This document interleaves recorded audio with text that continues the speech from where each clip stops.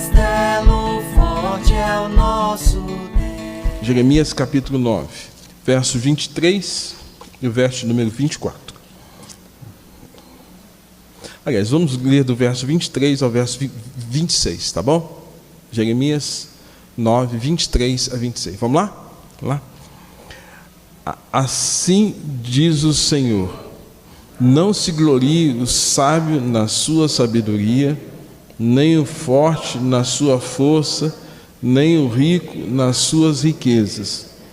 Mas o que se gloriar, glorie-se nisso, em me conhecer e saber que eu sou o Senhor, e faço misericórdia, juízo e justiça na terra, porque destas coisas me agrado, diz o Senhor. Eis que vem dias, diz o Senhor, em que castigarei a todos os circuncidados, juntamente com os circuncisos, ao Egito e a Judá e a Edom, e aos filhos de Amon e a Moabe, e a todos os que cortam os cabelos nas têmporas e habitam no deserto, porque todas as nações são incircuncisas, e toda a casa de Israel é incircuncisa de coração. Amém.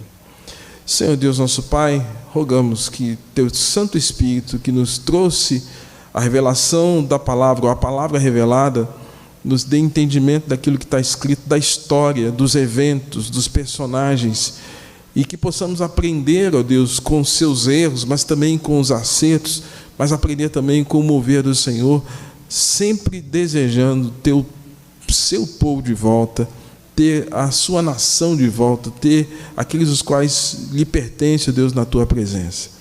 Ó Deus, dá-nos entendimento, ilumina nossa mente para compreender a Tua palavra nesta manhã. Assim oramos e agradecemos em nome de Jesus. Amém. Amém. Irmãos, o tema desta manhã é glorie-se no Senhor. Glorie-se no Senhor. A Nilza leu o texto aqui de 2 Coríntios capítulo 10, no verso 17.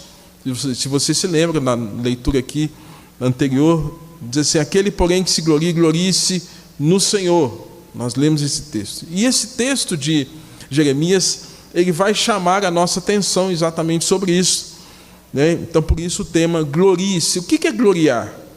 Nós vamos ver isso aí, tá bom? Diz o texto: assim diz o Senhor: não se glorie o sábio na sabedoria, nem o forte na sua força, nem o rico nas suas riquezas. Mas o que se gloriar, glorie-se em me conhecer e saber que eu sou o Senhor, e faço misericórdia e juízo e justiça na terra. Porque destas coisas, Deus está dizendo, eu me agrado, diz o Senhor. Aí lá no finalzinho fala, porque todas as nações são incircuncisas de coração. A circuncisão era um sinal de aliança com Deus. E os homens circuncidados, corte do prepúcio do órgão genital masculino, era um sinal de aliança descrito lá em Gênesis capítulo 17. A ausência da circuncisão era sinal que não havia conversão.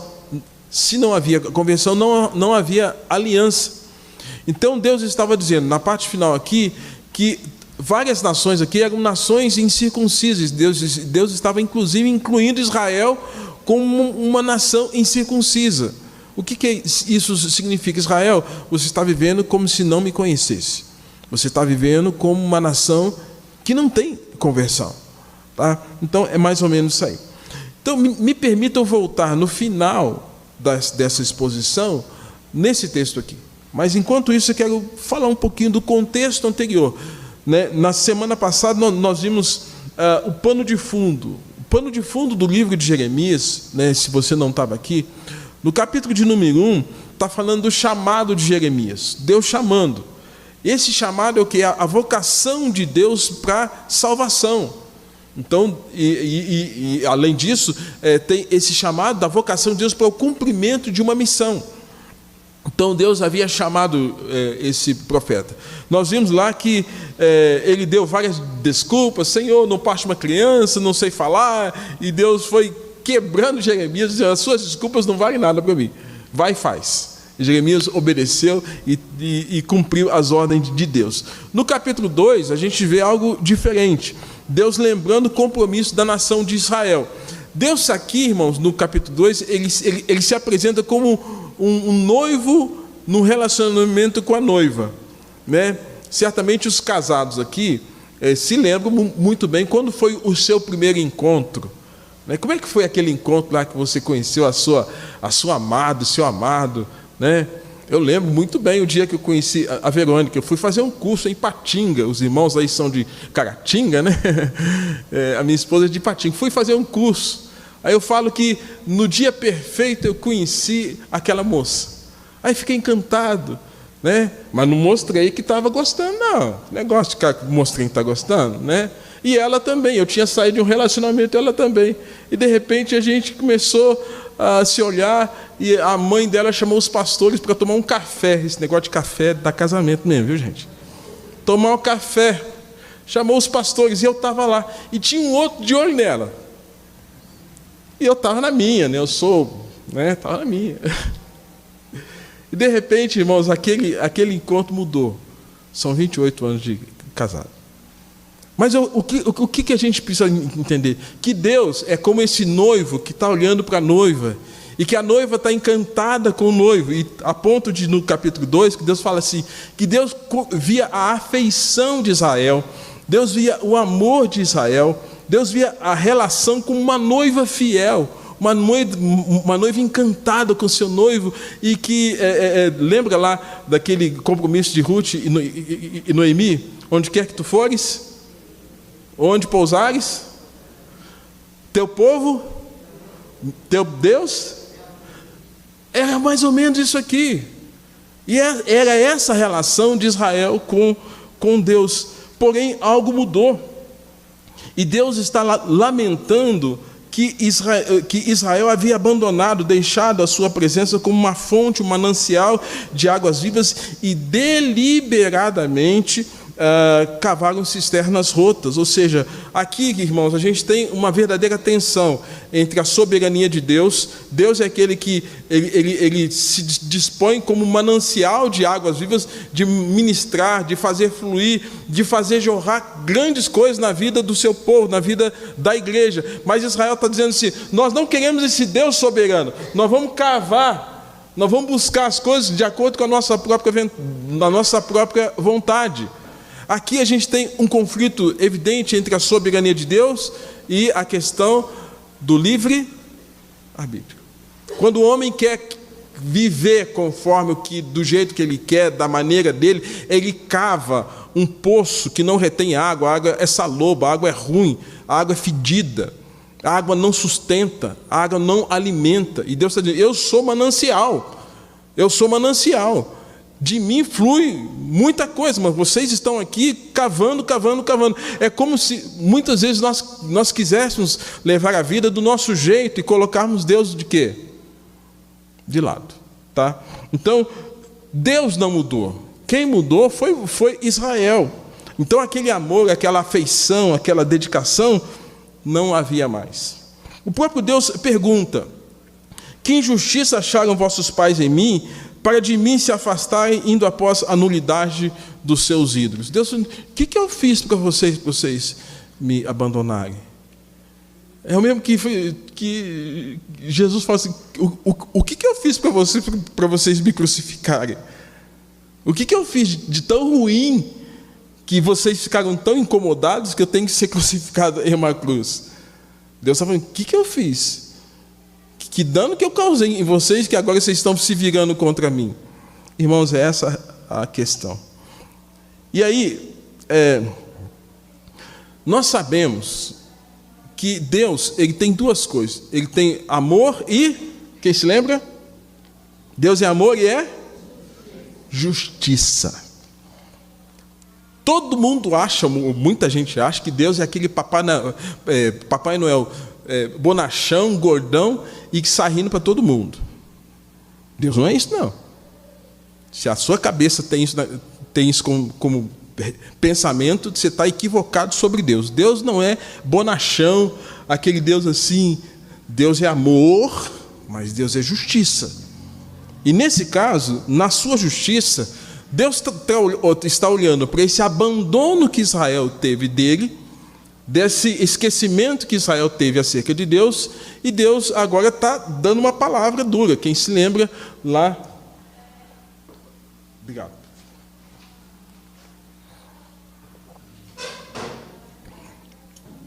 Quem se lembra lá de Hebreus, que fala que Deus disciplina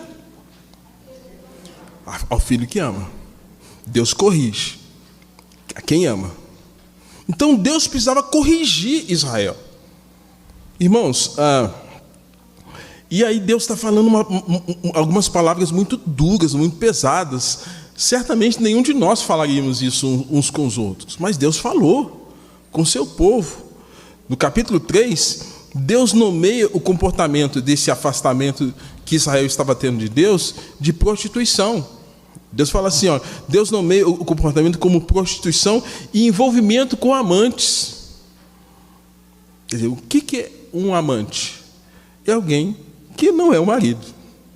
E você se lembra que nós temos no livro de Oséias, Gomer sendo retratada como Israel, né?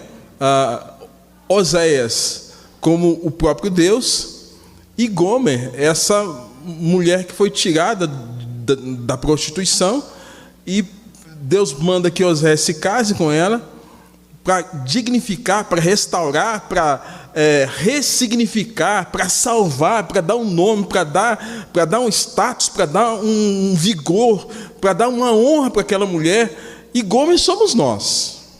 Nós éramos essa Gomer que estávamos na prostituição espiritual, desviados de Deus, e Deus nos chama. E vocês se lembram que, apesar do amor de Oséias, que representa o amor de Deus para com Israel, Gomer vai e se envolve com um dos seus amantes. Dá o nome da filha de quê? Quem se lembra? Desfavorecida.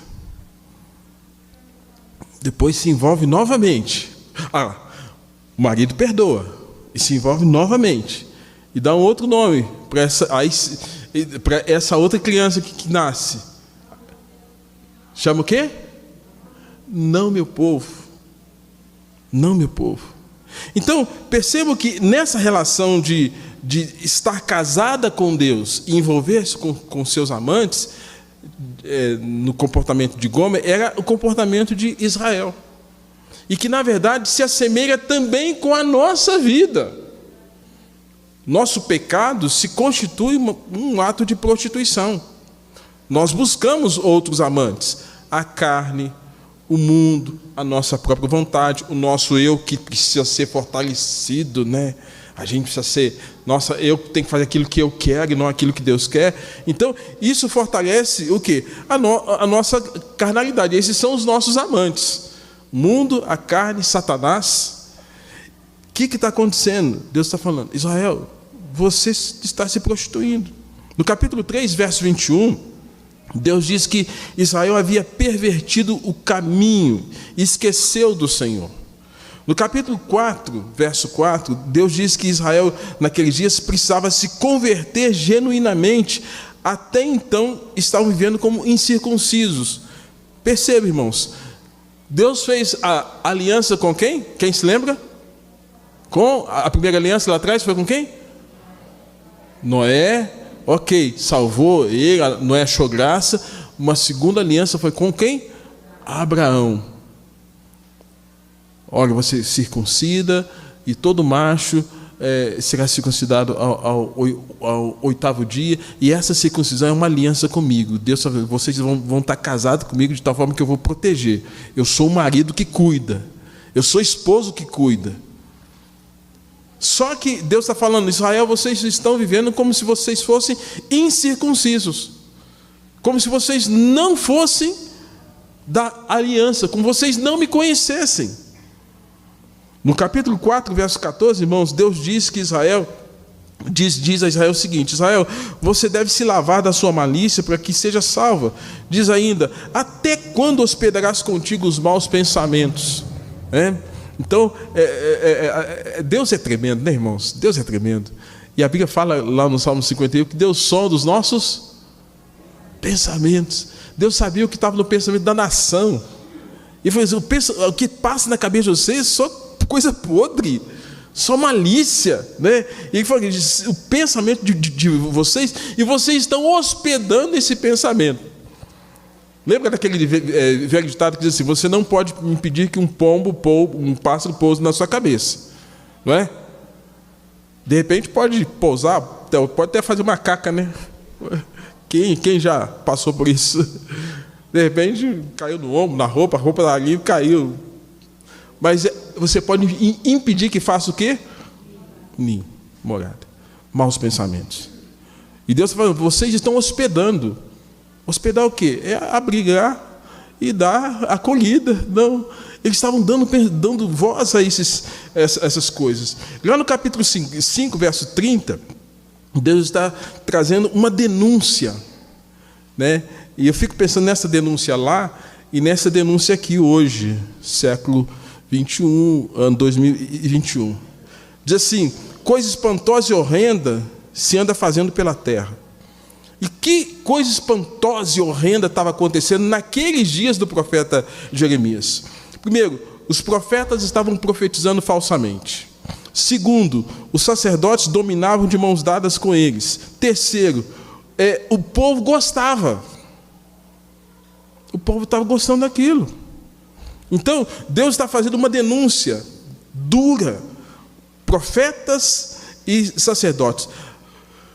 Profecia. Os profetas, irmãos, naquele contexto do Velho Testamento, eles tinham que receber uma palavra de Deus e falar assim, Deus está dizendo isso, e ponto. E não trazer nenhuma impressão dessa palavra, apenas transmitir, serem os porta-vozes da palavra do Senhor. Só que os profetas não estavam fazendo isso. Deus não estava falando, ou Deus estava falando uma outra coisa, e os profetas estavam falando tudo aquilo que Deus estava dizendo, que não era para falar. Hoje, por exemplo, salvação é pelas obras ou pela fé? Aí chega alguém e fala assim, você tem que fazer correntes, tem que fazer isso, aquilo outro. Isso aqui é o quê? É salvação pelas obras. Isso é profecia bíblica? Isso é falsa profecia. Então, como nós tínhamos lá atrás, hoje nós temos muitos falsos profetas que estão enganando o povo. E diz aqui, muitos sacerdotes que dominam. Sacerdotes que dominam. Irmãos, povo de Deus é para ser liderado. Povo de Deus não é para ser dominado. Domínio é para animal. Quando Deus falou para Adão, para povoar a terra e cuidar da terra, Deus falou acerca dos animais de dominar. Mas com homens e mulheres a gente lidera, influencia de maneira positiva, com valores, com princípios, com ética. O que estava acontecendo? Os sacerdotes estavam o quê? Dominando. E no aspecto sociológico, irmãos, hoje a gente está vivendo um tempo em que há uma predominância do princípio do domínio, e não da influência, e não da liderança do livre pensamento. Eu sou completamente contrário a pôr cabresto nas pessoas. As pessoas têm que ser responsáveis por aquilo que elas falam e fazem. Elas têm que ter liberdade. E nesse caso, o que está acontecendo? Os sacerdotes estavam dominando o povo. A gente teve, no período da Era das Trevas, uma predominância de tal forma que esse domínio dos profetas e sacerdotes, digamos assim, no período da Era das Trevas, aí eu denomino entre o terceiro século até o período da Reforma, onde qualquer coisa que se falava contra a igreja era alvo de fogueira, ou valores da fé que eram verdadeiros, né? Quantos bispos foram mortos porque o compromisso deles era dizer, não, é Jesus que salva, não é a igreja que salva. Não são os papas, não são os clérigos, porque esses homens tinham compromisso com a verdade. E nesse caso, irmãos, naquele tempo, os sacerdotes estavam dominando com mão forte. E Deus está dizendo, é coisa espantosa e horrenda que eu estou vendo que está acontecendo na terra. Até aqui, irmãos, houve dois momentos em que Deus apela para que voltassem, se lembrassem do passado. No capítulo 6, verso de número 16. Vamos ler junto aqui, irmãos? Capítulo 6, verso 16. Abre aí a sua Bíblia. Capítulo 6, verso 16. Vamos ler junto aqui? Vamos lá? Assim diz o Senhor: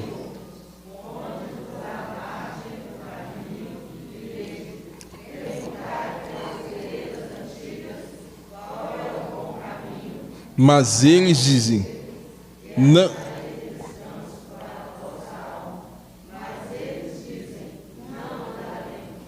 Perguntai pelas veredas antigas, qual é o bom caminho? Andai por ele e achareis descanso para a vossa alma. Mas eles dizem, não vamos andar. Gente, o que é isso? Deus está dizendo, gente, lembra do passado. E para Israel, esse passado tinha a ver com, desde quando Deus levanta Moisés, um tipo de Cristo, um libertador. Esse passado tinha, desde os momentos que Deus mandou as pragas contra o Egito, como disciplina, como correção, para que eles pudessem afrouxar o coração, e assim o povo de Deus ser libertado. 10 pragas houveram. E aconteceu então que agora passam pelo mar e são sustentados com codornizes, são sustentados com água, são sustentados com pão, com carne. Deus permite que durante o dia tivesse uma coluna de nuvem, durante a noite uma coluna de fogo para conduzir. Não teve nenhum tipo de atropelo. As roupas não se gastaram, as sandálias não se gastaram. Deus diz, lembra de quando vocês estavam assim.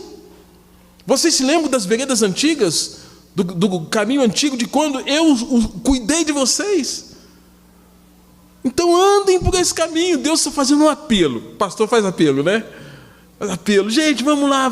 E Deus está fazendo um apelo. Gente, apelo de Deus. Quem me escuta um apelo de Deus é porque de fato está com o coração duro. O apelo do pastor, a gente estimula, porque as pessoas possam tomar uma decisão entendendo que Deus, na sua soberania, vai agir.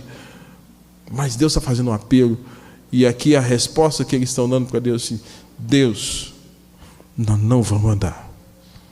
Nós não vamos andar pelas veredas antigas. Nós não queremos isso. Eu entendo, irmãos, que isso é rebeldia, é teimosia, é desobediência, é objeção, é agir com revelia. Nenhuma mudança vem com desobediência. O juízo e a justiça vêm com desobediência. Mas quando há obediência à palavra de Deus, tudo muda, tudo muda. Esses dias eu estava lá na casa dos meus pais, e meu pai se lembrou o dia que um irmão deficiente, chamado Sebastião, ele tinha uma deficiência motora, um dos que participou do processo da conversão dos meus pais na década de 60. E um dos primeiros textos que ele leu na casa do meu pai foi o Salmo 127. Se o Senhor não edificar a casa, em vão vigia a sentinela. Se o Senhor não guardar a cidade, inútil será levantar de madrugada, repousar à tarde, comer o pão que penosamente granjeasse. Aos seus amados ele dá enquanto dorme. Meu pai não esqueceu desse texto.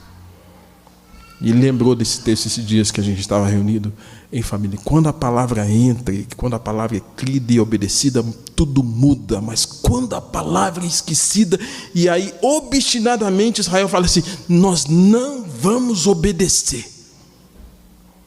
É rebeldia. Oséias capítulo 4, verso 6. Capítulo 4, verso 6. Nessa história que eu citei sobre Oséias, Deus diz assim: o meu povo está sendo destruído porque lhe falta conhecimento, visto que esqueceste da lei de Deus. E naquele contexto dos dias de Jeremias 627, que estava acontecendo? Israel deliberadamente estava dizendo: nós não vamos fazer o que Deus quer. Gente, que povo doido! Que povo doido! Que povo doido! Irmãos, então qual era a orientação de Deus para o profeta Jeremias diante desse cenário todo? Onde tem essa relação quebrada, dessa aliança quebrada de Israel com Deus, Deus falando, querendo trazer de volta. Qual era a missão do profeta? Que também prefigura a missão da igreja nos dias de hoje, a sua missão, a minha missão, a nossa missão como igreja, em termos de voz profética. Qual era a orientação, quais eram as orientações que definiriam a ética, o comportamento, né, daqueles que haveriam de servir ao Senhor? Deus então chama o profeta novamente.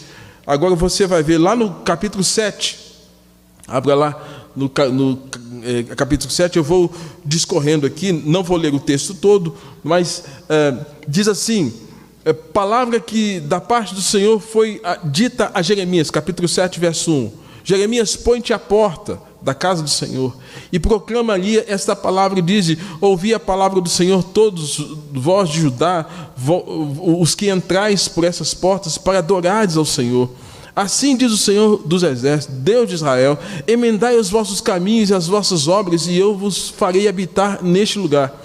Não confieis em palavras falsas, dizendo: templo do Senhor, templo do Senhor, templo do Senhor é este. Mas se deveras emendares os vossos caminhos e as vossas obras, se deveras praticares a justiça, cada um com seu próximo, se não oprimirdes o estrangeiro, o órfão e a viúva, nem derramardes sangue inocente neste lugar, nem andardes após outros deuses para o vosso próprio mal, eu vos farei habitar neste lugar, na terra que vos dei a vossos pais desde os tempos antigos e para sempre. Eis que vós confiais em palavras falsas que para nada aproveitam. Que é isto? Furtais e matais, cometeis adultério e jurais falsamente, queimais o incenso a Baal e andais após outros deuses que não conheceis. E depois vindes e vos pondes diante de mim nesta casa que se chama pelo meu nome e dizeis: estamos salvos, sim, só para continuares a praticar abominações. O que está acontecendo aqui, irmãos? Primeiro, Deus está ainda nesse compromisso de chamamento do profeta, fala assim: a sua missão, Jeremias, é pôr-se à porta da casa do Senhor e proclamar, e falar, e anunciar. E o que você tem que falar, Jeremias? Diga ao povo: emendai os vossos caminhos e as vossas obras. Ou seja, aquilo que está quebrado, aquilo que não está correto, ajuste, acerte, emendai. Ele fala: gente, não confieis em palavras falsas, e dizendo: templo, templo, templo é o templo do Senhor. Aqui, irmãos, é estranho a gente pensar nisso. Há uma descrição em paralelo que na região de Silo, ou Siló, como queiram, num confronto em que os israelitas estavam com os filisteus, eles pararam num ponto onde eles começaram a quase que ter uma idolatria em relação ao templo. E então eles estavam olhando para o templo, mas não estavam olhando para Deus, de tal forma que é como se eles sacralizassem aquele lugar, né? E essa sacralização fosse uma consciência errada, de tal forma que eles esquecessem de que Deus era maior que o templo. Eles estavam mais preocupados em estarem no templo e serem assegurados com o lugar do que serem protegidos e cuidados pelo Senhor. Por isso que nós temos essa descrição aqui: não confieis em palavras falsas, dizendo templo, templo, templo. Nós poderíamos traduzir isso: igreja, igreja, igreja. Por que está acontecendo isso? Irmãos, nós estamos aqui abrigados num lugar físico, mas não é o lugar físico que nos protege. Eles estavam confiando no lugar físico. Quem protege, quem cuida é Deus. Quem salva é Deus. Quem perdoa é Deus. Quem trata é Deus. Eles estavam dizendo templo, templo. E aí Deus está dizendo, olha, denuncie essas questões, né? E ainda diga a eles que pratiquem a justiça cada um com o seu próximo. Então Deus mostrando o que a gente chama de ortopraxia, a praxis da vida cristã, a praxis da vida coletiva, a praxis dessa relação que nós temos que ter uns com os outros. Pratiquem a justiça com o seu próximo. Isso significava que cada um devia não viver por si mesmo, mas olhar o próximo, né? Porque eles estavam vivendo sem amor, sem compaixão, sem atenção, sem misericórdia, como que cada um por si e Deus por todos, né? Ele está dizendo, não oprimas o estrangeiro e o órfão e a viúva. Por exemplo, a minha filha hoje, as minhas 2 filhas são estrangeiras em terra estranha. Eu quero que elas sejam mal cuidadas lá? Não quero. Eu espero muito em Deus que sejam bem tratadas, bem cuidadas, elas são estrangeiras. E se o estrangeiro chegar na nossa casa? Se o estrangeiro chegar na nossa igreja? Se o visitante chegar na nossa igreja? Ele para nós é um estrangeiro até então. Como é que nós estamos cuidando dos nossos estrangeiros, né? Como é que nós estamos cuidando dos nossos órfãos, das viúvas, né? Deus está falando, olha, pratiquem a justiça, não oprima o estrangeiro, não oprima o órfão, não oprima a viúva, não derramem sangue inocente, não ande em busca de outros deuses, né? Vocês têm depositado a sua confiança em palavras falsas, vocês roubam e matam, cometem adultério e se cultuam a Baal. Gente, essa era a missão de quem? De quem? Quem era o profeta? E hoje, quem são os Jeremias? Quem são Jeremias? Israel estava ofendendo o culto, Israel estava oferecendo culto à rainha dos céus. No nosso contexto de Brasil, né, quem aí já morou no litoral, a Nilza já morou, né, em Vitória, ali, né? Não sei quem mais aqui já morou. A gente sabe que todo final de ano um povo vai para a praia, esse ano talvez não teve com tanta incidência, e oferecer flores e barcos para quem? Quem? Iemanjá. Lá atrás, a rainha do mar era uma deusa chamada Astarote, ou Azerá. O que estava acontecendo?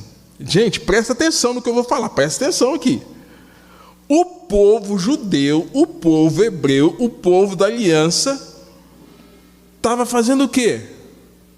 Ao invés de adorar a Deus, o Yahvé, o Deus da montanha, o El Shaddai, o Deus da justiça, o Deus da paz, né? Eles estavam dando as costas para Deus. Deus, só fica aí que a gente vai oferecer culto para quem? Se fosse no contexto de Brasil, Iemanjá. Para pensar nisso.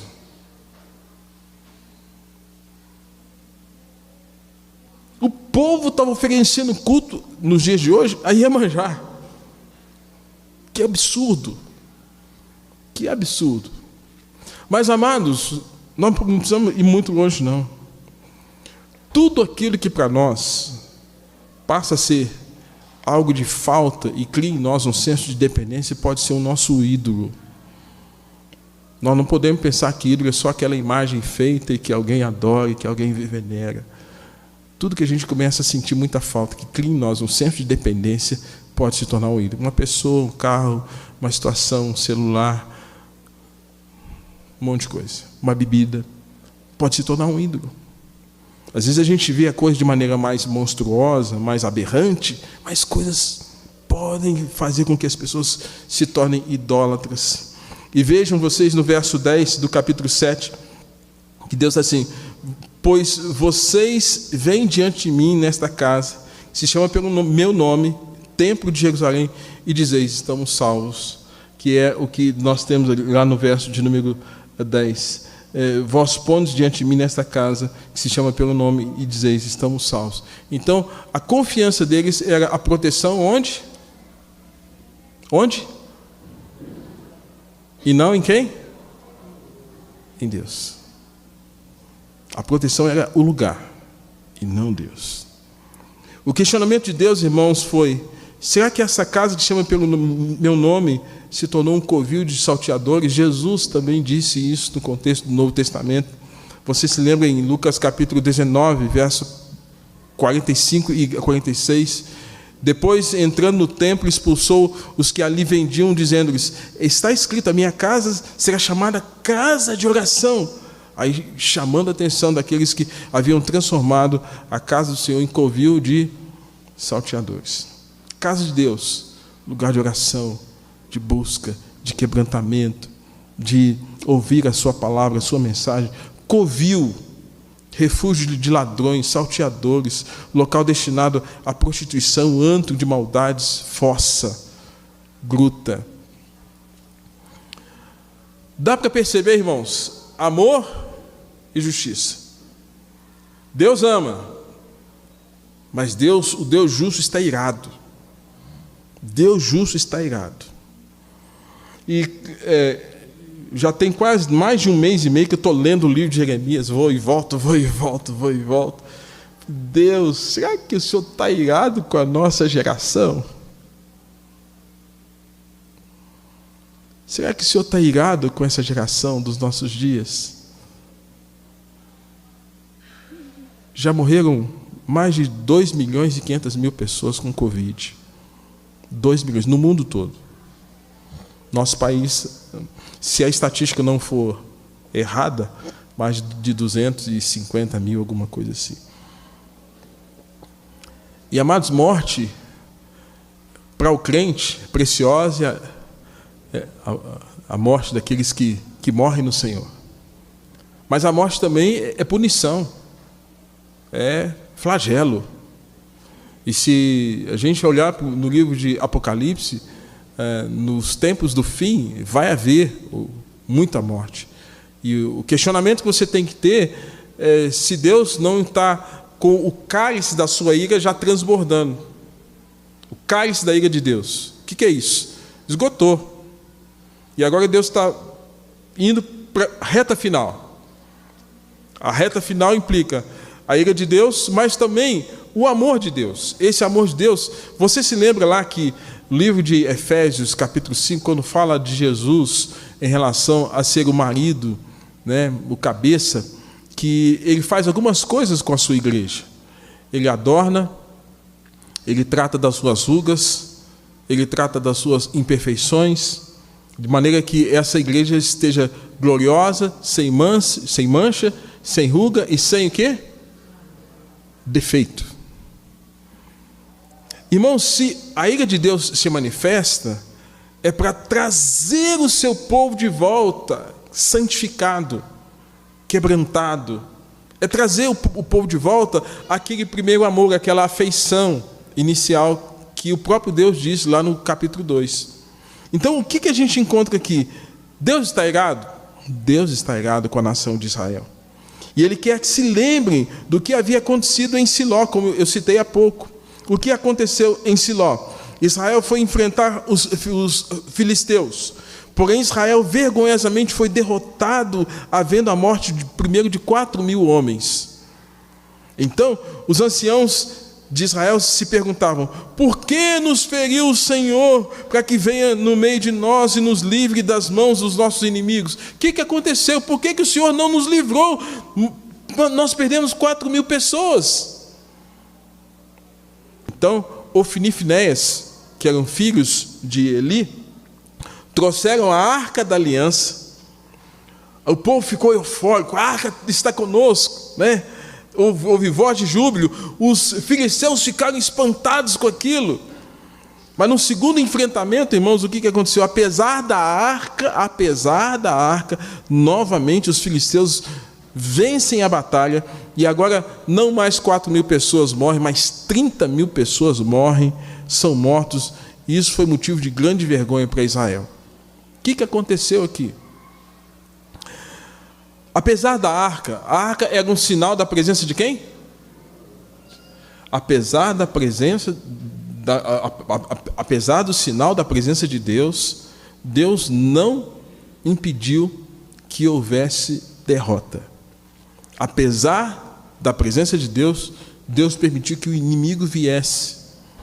E de alguma forma, apesar dessa circunstância, irmãos, aconteceu então essa segunda derrota dos israelitas. Esse fato aconteceu entre 1050 e 970 a.C., nos dias do profeta Eli e Samuel. Deus está lembrando eles algo que aconteceu lá atrás e falando: olha, em Siló aconteceu isso, está acontecendo a mesma coisa com vocês aqui agora. Deus estava refrescando a memória dos israelitas, trazendo essa história de volta. Daí Deus dizer à nação: eu vos falei começando na madrugada e vocês não têm ouvido. Eu vos falei, chamei-vos e não respondestes.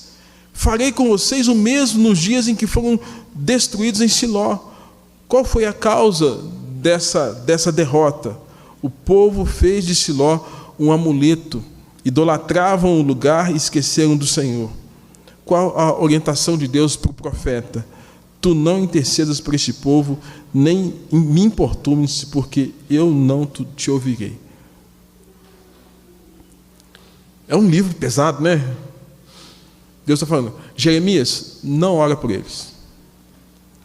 Eu não vou te ouvir, porque esse povo deu as costas para mim, está cultuando Iemanjá, está cultuando Astarote, está fazendo a coisa errada, esqueceram de mim, esqueceram da lei, sacerdote, profeta, pastores, todos se esqueceram de mim. Não ore por eles. Gente, que coisa dura Deus falar uma coisa dessa. Irmãos, quando a gente faz um estudo expositivo como esse, não dá para a gente aplicar em cada detalhe do texto. Mas é importante você entender a história, que nessas histórias tem erros, tem acertos, tem ações de Deus, os quais Deus quer tratar, quer cuidar, e Deus está corrigindo e trazendo o seu povo de volta. E Deus está falando: olha, não intercedas por eles. Não interceda por eles. Deus culpa os sacerdotes e pastores e profetas daqueles dias.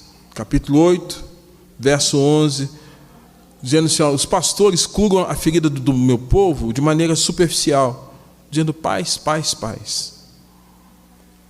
Deus está chamando a atenção: a culpa disso são dos pastores, que curam superficialmente a ferida do meu povo, falando uma coisa que na verdade não é.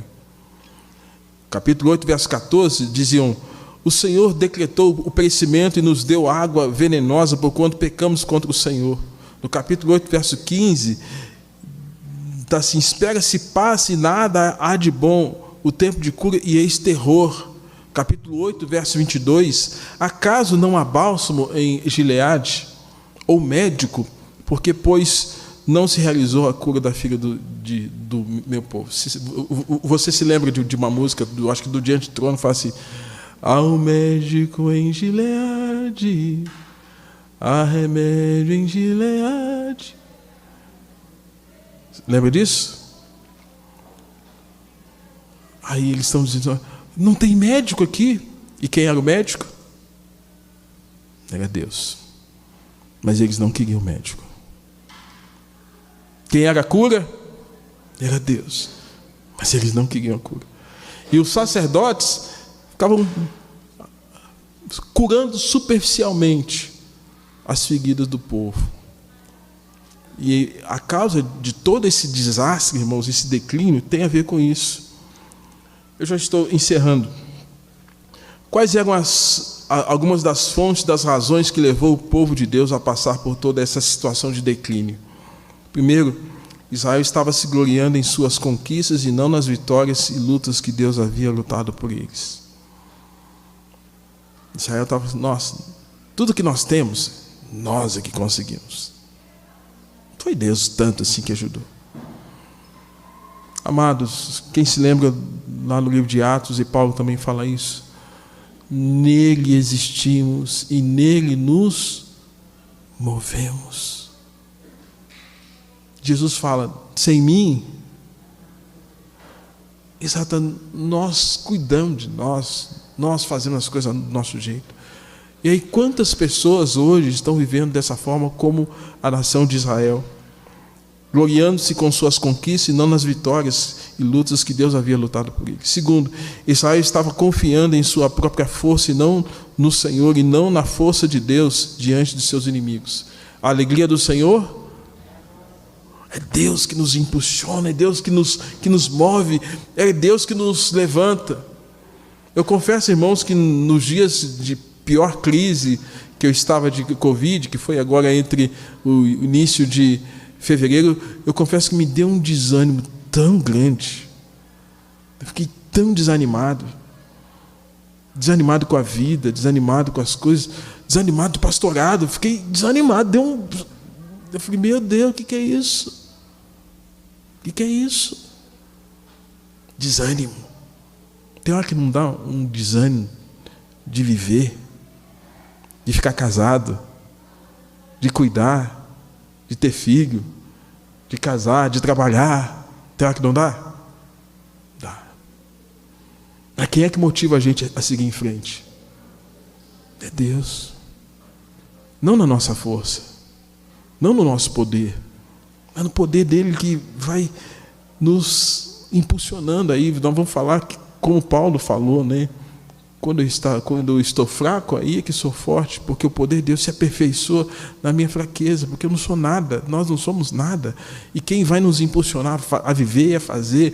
Nele vivemos, nele nos movemos, sem mim nada podeis fazer. Quem vai fazer isso? É Deus agindo em nós. Então, a vida encontra propósito quando nós temos Deus agindo em nós, de tal forma que nós caminhemos de acordo com o que Ele quer. E só que Israel, naquele tempo, está dizendo: a força é nossa. Terceiro, Israel estava confiando na sua riqueza, e não no Senhor, e não no rico presente de Deus, e não na riqueza de Deus.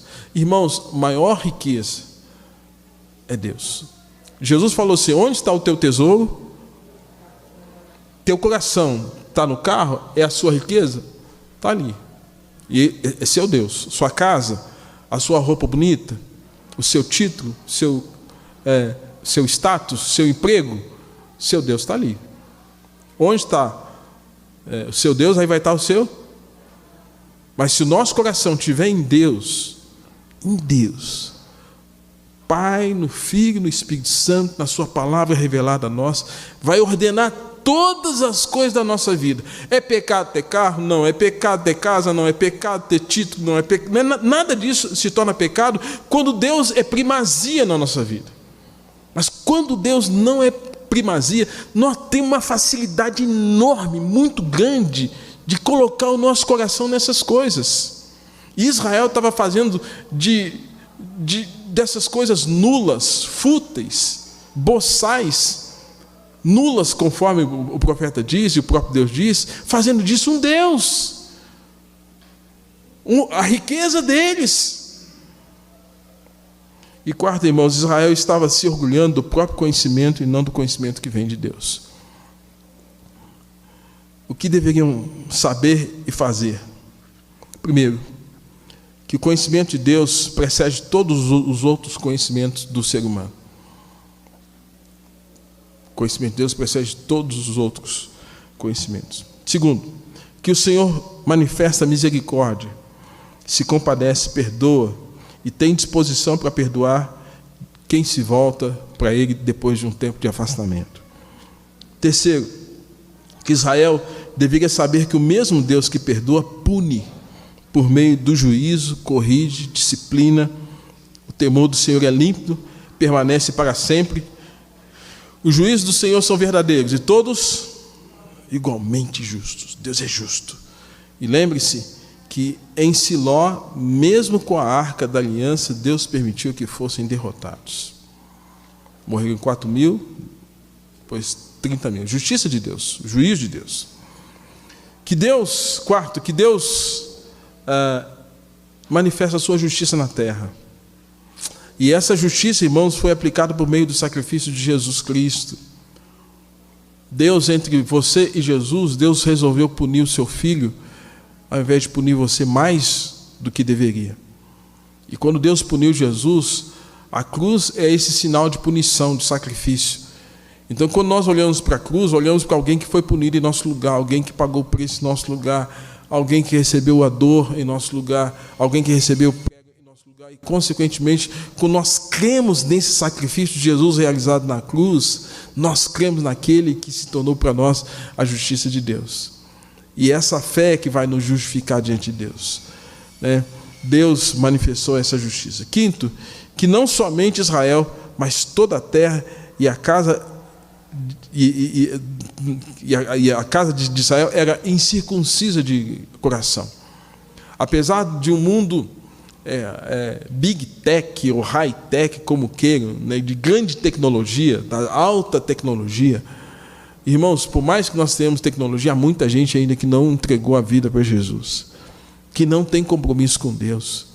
Hoje nós temos facilidade, né, de falar uns com os outros, mas hoje, mais do que nunca, há uma necessidade veemente, premente, que as pessoas se arrependam dos seus pecados, se voltem para Deus, tenham um coração circuncidado, uma aliança com Deus. Deus está dizendo, ao final do texto aqui, que a terra era incircuncisa. E me parece que hoje, nesse predomínio de um princípio filosófico ateu, esse princípio quer colocar Deus de lado, quer colocar o homem na frente, o Estado acima de tudo, e Deus ser esquecido. Um tempo difícil, em que você está sendo estimulado a abandonar Deus, a igreja, a fé, a palavra, para crer na ação do homem. Um tempo difícil, um tempo que muitos incircuncisos de coração estão propagando as suas mensagens, as suas propostas para levar o homem a andar por si só e ser dominado pelo próprio homem e não pelo Senhor. Concluo. Gloriar-se no Senhor. Volta o texto lá atrás. O verbo significa orgulhar-se, reconhecer que Deus é a legítima razão da existência humana. Deus é a legítima razão da existência humana. Gloriar-se é reconhecê-lo, é servi-lo, é amá-lo, é obedecê-lo, é adorá-lo, é temê-lo, é confiar e crer em seu poder e salvação, graça, misericórdia, justiça e juízo. Israel estava se gloriando por motivos errados e por isso se enfraqueceu, apostatou, tornou-se adúltera.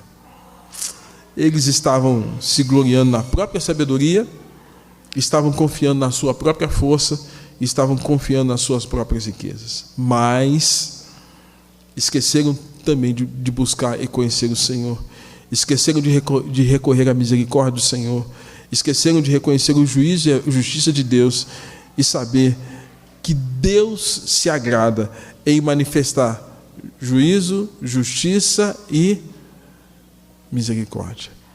Deus tem prazer em manifestar misericórdia, apesar de todo esse pecado, de toda essa rebelião que Israel estava tendo. Deus falou assim: eu trato com misericórdia. Amém, irmãos?